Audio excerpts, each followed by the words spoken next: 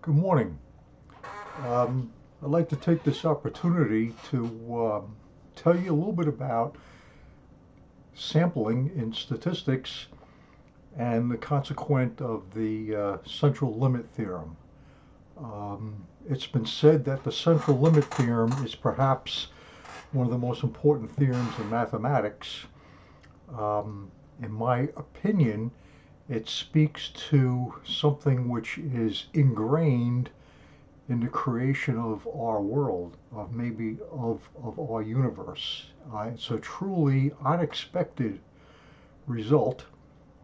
We can't prove it for the simple reason that the mathematics is very, very advanced. But what I can do, and you'll only see this here, by the way, this is not in the textbook. Uh, what you'll see here is I will try to give you a convincing demonstration using Excel that I think will be pretty awesome. Okay, so I'm going to start out with the topic of sampling, and we're gradually going to get to the central limit theorem, and then the idea is I will do the demonstration and we'll save class time for the numerical examples, but I think the purpose of this is to have you believe that what the central limit theorem says is true and absolutely incredible. Okay, so let's start out with the idea of sampling. We have something called an X distribution. Could be um, people's heights, body temperatures, income, things of that type. Also known as the population. And is symbolized by x sub 1, x sub 2, x sub 3, x sub 4, yada, yada, yada. And again, it might be people's weights or, people's heights or body temperature. And the mean of the distribution is mu sub x. We're putting in a subscript just to indicate it's the mean of the x distribution. And the standard deviation is sigma sub x, and we're using sigma and not s because it is a population. Okay, and don't forget, with a population, that's everything. And typically with a population, we cannot know all the values. They're generally changing over time, and but we couldn't test everybody. So for that reason, there's something in statistics called sampling and something called a simple random sample, which is talked about in most textbooks, which basically says that any sample of size n has an equal probability of occurring or being chosen. So here's our basic diagram. We have the population of some parameter x, and we're going to take several samples, and the dots mean that we're going on and on. Okay, so sample number 1 is going to have a mean of x bar and a standard deviation of s sub 1. And for sample number 2, it'll have a mean of x sub 2 bar, standard deviation of s sub 2, and so forth and so on. Now, when we make a list of all of these samples, and we simply look at the x bars or the sample means, that's called the x bar distribution, also known as the sampling distribution. Okay, that's the idea. And let's look at some technical details. Now, just as a reminder, a population has parameters. We use mean mu, standard deviation sigma, whereas a sample has statistics where we use mean as x bar, standard deviation is s.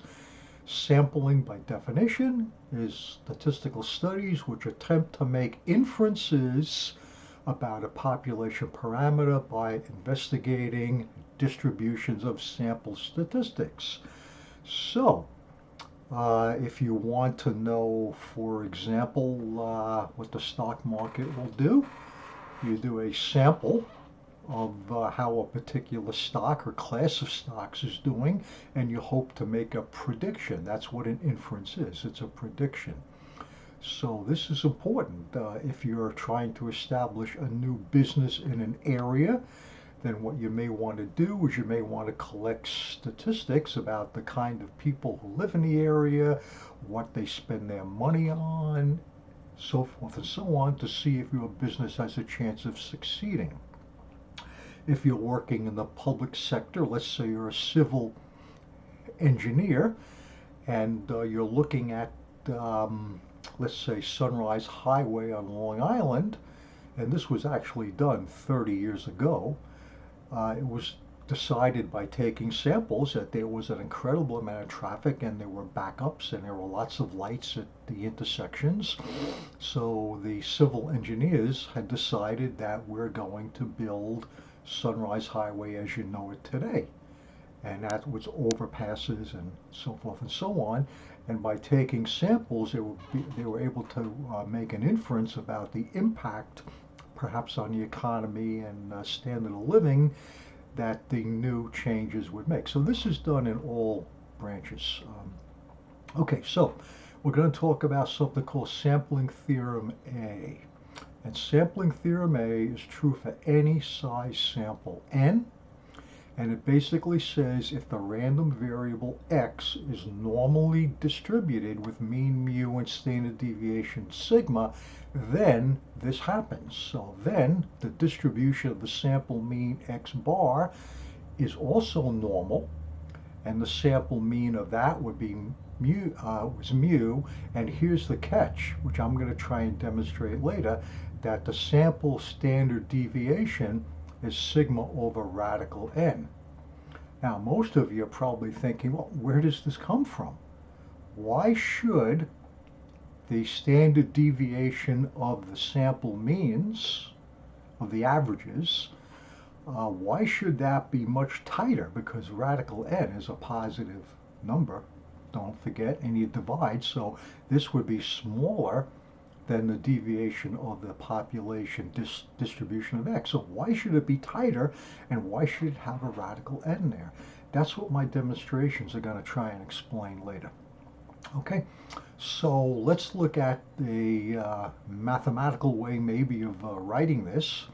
And here's what it says. If the initial distribution, the x's, are normal, then the distribution of x bar is also normal. Notice that the means are the same, but here's the catch, that the standard deviation is tightened up. It's smaller. It's sigma divided by radical n, which is the sample size.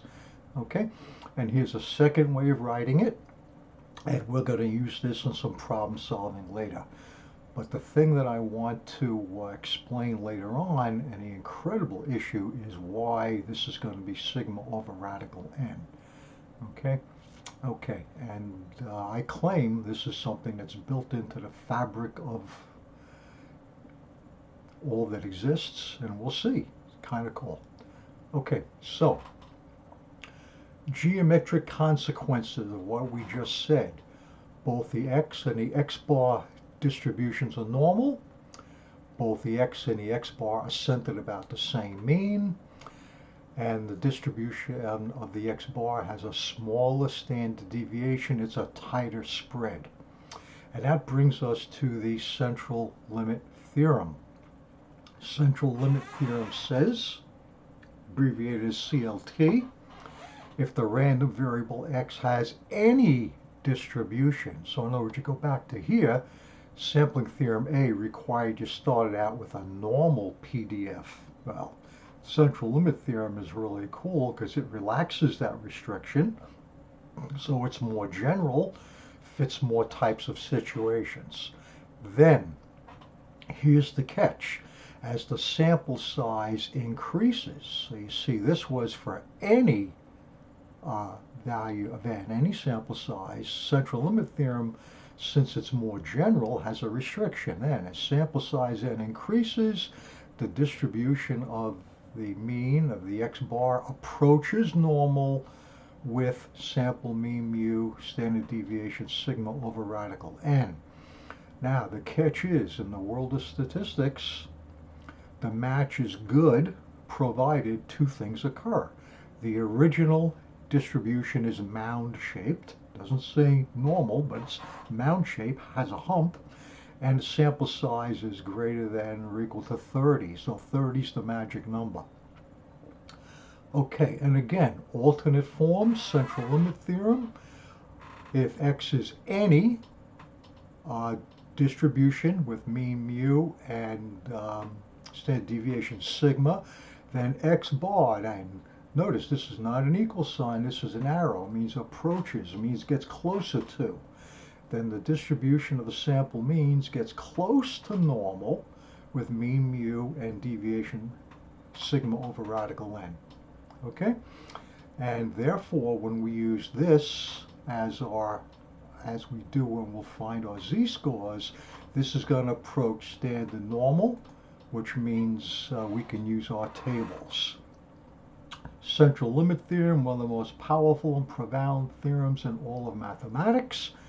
And we're not going to do some numerical examples today, but I would like you to key on this idea. Okay, what this says in red is sample means have less variability than individual data. Okay, 8 words, but they mean a lot. Let me try and explain. Let me say it again. Sample means, that's averages, have less variability than individual data. So let's pretend we have a class of, say, 30 or 40 students, and I ask a single person, how much money do you have in your pocket?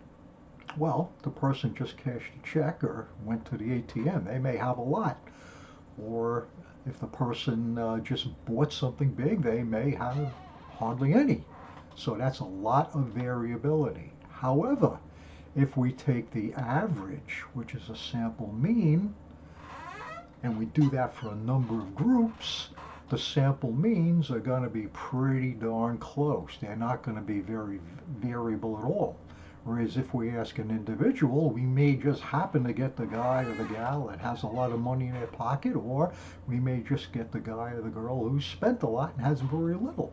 So that's what this means, and it's very clear. It applies in most of our everyday types of situations. Sample means have less variability than individual data, and that is what's mirrored right here. Okay?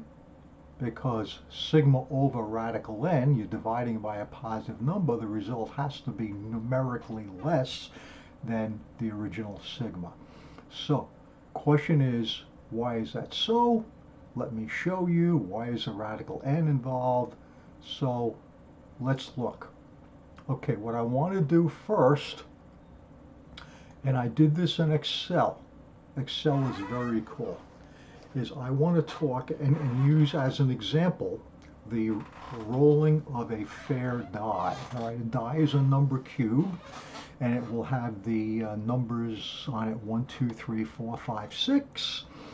And in theory, if you roll a die a whole lot of number of times, hundreds, thousands, millions of times, you should get an equal number of ones, an equal number of twos, an equal number of threes, an equal number of fours, and so on. That's theory. So what I did is I computed the mean and standard deviation theoretically, what they should be for the rolling of a fair die. Now, we expect that the number 1s, 2s, 3s, 4s, 5s, and 6s should be the same, so this is called a uniform distribution. Okay, so it's not mound shaped, it's not normal, and what we're going to do is we're going to see that there's really a mound shaped approaching normal distribution of the x bars. And that's kind of amazing because you wouldn't expect it. This is certainly nothing like a mound-shaped distribution. Okay, so here is the table that we've usually used in class, and we're going to compute the mean, which is summation x times p of x, and the standard deviation, which is the square root of, it's over here, x squared p of x, summed up minus mu squared. So I work this stuff out, and it turns out that the mean is 3.5. Remember that number, which makes perfect sense. Because what can you get if you roll a die? You get 1, 2, 3, 4, 5, 6. They each have a probability of 1/6. They add up to 21. 21 divided by 6 or times 6 is 3.5. So typically you roll a die, I mean you can't get 3.5, but if you look at the numbers and average them up, 3.5 is the mean. Standard deviation, you put the numbers in and work that out, and you get 1.707825, yada yada. That's going to come in later. Now, let me just explain. This is theory. In real life, you roll a die a lot of times, and there's certain variation. So this is the real world. So here's what I did. I did the same thing as I did before. This is the theory, and I'm showing you the real world. Okay? And what I did is I did 1,000 rolls of the dice, of a die rather. I have 20 across and 50 down, so that's 1,000 rolls. That's a lot of rolls of the dice. And watch what happens. And I did this in Excel, and it's really cool. If I roll the dice 1,000 times, look at what I get. 171s, 162s, 173, so forth and so on. It definitely is not mound shaped, but it's not exactly uniform either. So if I keep on doing it, you can see it's not mound shaped, but it looks pretty uniform. I mean, they're about the same. Okay, and then what I did is I did the computation here. So this is the real world. When you roll a die, you don't always get what you think is going to happen, but overall, if you do a lot, thousands and millions, it is going to be close to uniform.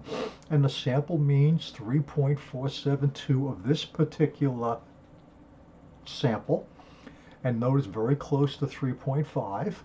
And the standard deviation here is 1.7630, which is close to this. So look at these numbers and compare them to these numbers as looks pretty uniform. Okay, and you can see that the sample mean is always hovering about 5, and the standard deviation is hovering about close to 1.7. Now that's with a uniform distribution. Now what I'm going to do, okay, is I'm going to go to the real world, and this time what we're going to look at are the distribution of the means, the averages. Previously here I just did a distribution of what actually showed up, a 1, 2, 3, 4, 5, 6. Now I'm going to get into the world of sampling theorem A and the central limit theorem. And here's what I did. Again, this is the theory, which we worked out way over here originally, right? 3.5 is the mean, 1.707 is the standard deviation. So I repeated that. And now what we're doing is we're going to graph the distribution of the means. So what I did is I made samples of size 30. That's that magic number, 30. And how many samples did I do? Holy cow, I did in Excel 100 samples. 100 samples of size 30. And what I did is I kept track right here of the X bars, or the sample means. Okay? And it's summarized here, I guess. Okay, but here's what I want you to notice. Okay? When I press and by the way, keep an eye on these guys and look at this. Now, this is the distribution of the sample means. So watch. As I keep on generating 1,000, like a sample size of 30, and that gives me a X bar of 3.13. The next one's 3.43. The next one's 3.90. I'm doing 100 samples of size 30. If I keep on doing it, okay, you're going to see, hey, this is the distribution of X bars. It's nowhere near uniform. You got to admit, it looks like a mound. And that's what the central limit theorem is saying. It's saying it's getting close. It's approaching normal. Pretty cool. Where did that come from? Now, I'm going to do this again, but I want you to notice, I'm going to expand this a little bit. Okay, I want you to notice these particular numbers. The mean is still pretty damn close to 3.5. And yet look at the standard deviation. It's quite a bit less. Now, according to theory, if I take this standard deviation and I divide by radical 30, because my sample size is 30, I should come up with a quotient which is about 5.299, which means that this value should be about 5.299 times this. Well, actually, it should be 5.477 times. So what I did is in green here, I'm keeping track of what the quotient of the standard deviations are. Here's the standard deviation for the x distribution, and here's the sample deviation for the x bar distribution. Theory says this guy should be radical 30, or about 5.5 times bigger than this guy. And what I did is I took the quotient, and you can see it's close. Now what I'm going to do is I'm going to hit the F9 key and draw and do more of these. And I want you to look at this number here, and you can see it's hovering very close to radical 30. So keep an eye on that. And hit this a number of times, and you can see 5.21, 5.09, 5.78, but it's, oh, big one there. It's hovering close to radical 30. And if you take a look at the graph, okay, and I separated the bars just so you could see them a little more clearly. And you can see definitely you're getting a mound-shaped or a normal type of distribution in the distribution of the sample means, which is kind of incredible. Okay, central limit theorem says this is going to get better as you increase the sample size. So I did it again. Now I'm using a sample size of 40, right? 1 to 40 items, and again I'm doing 100 samples, and in yellow I'm making a record of the x bars, the means, and that's what I'm plotting here.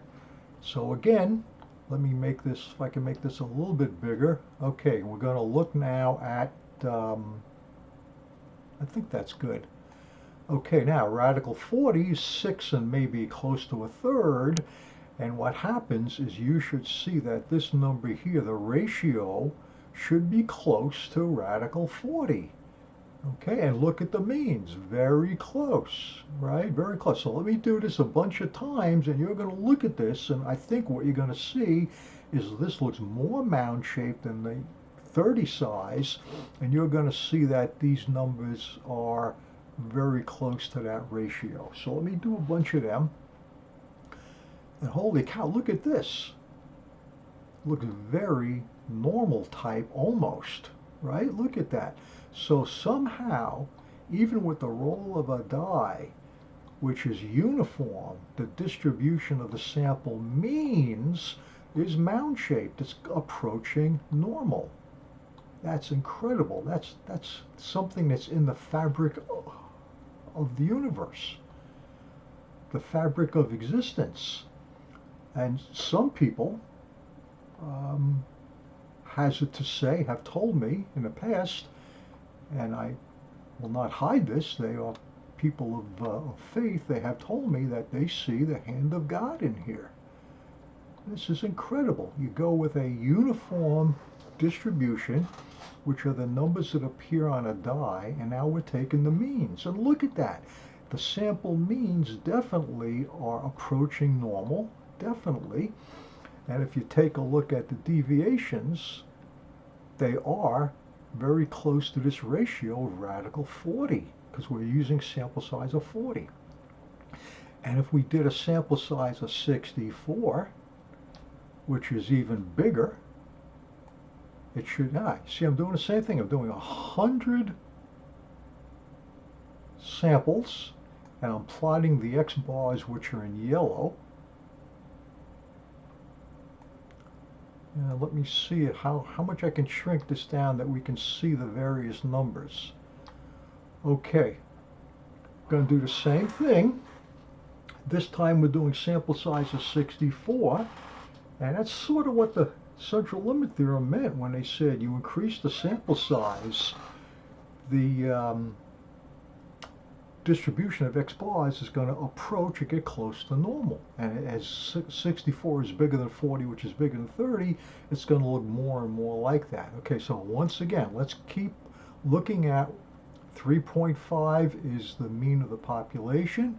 This should be real close to 3.5. And the deviation, theory-wise, 1.707. That's the standard deviation of the X population. Now the sample means of the X bars, it's supposed to be 8 times 1/8 of that, because radical 64 is 8, you divide by 8. So what I've got here is the ratio. So we should see that this ratio, I mean, it's not exactly 8, but it's going to be close. All right, so let me do a couple of these. And look at that. Look at the distribution. It certainly looks like it's approaching normal. And if you take a look at the standard deviations, it's all over the place, but they're close to 8, right? 7.92, 8.5, 8.6, 7.8, 7.6, right? So if we did this for sample size hundreds, thousands, millions, this would be much closer to 8. Okay, so that's pretty much what I wanted to show you. And you can see that the normal, approaching normal, is embedded in the structure of the system, of what's going on. So if we go back to central limit theorem, okay, and I think I have it written down in English here, yeah. If X bar is any distribution, and don't forget with the dice, the distribution of the values there is uniform, so it's nothing like mound shaped, then it approaches normal with mean mu and standard deviation sigma over radical n. So that's the distribution of X bar. Okay, so kind of amazing. I'm going to go over this in class, but I wanted you to actually see this. Okay, and again, a good phrase to know is sample means have less variability, means they're tighter than individual data. Okay, and I think what we also have is a pictorial display here that the X distribution could be almost anything, and once we get above 30, it's going to approach normal with mean and standard deviation sigma over radical n, which means it's tighter. So you have a big spread here, tighter. A big spread here, tighter. A big spread here, tighter. Okay?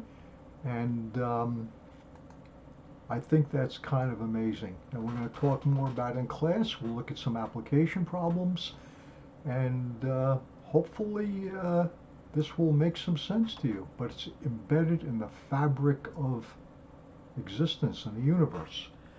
All right, be well. See you in class.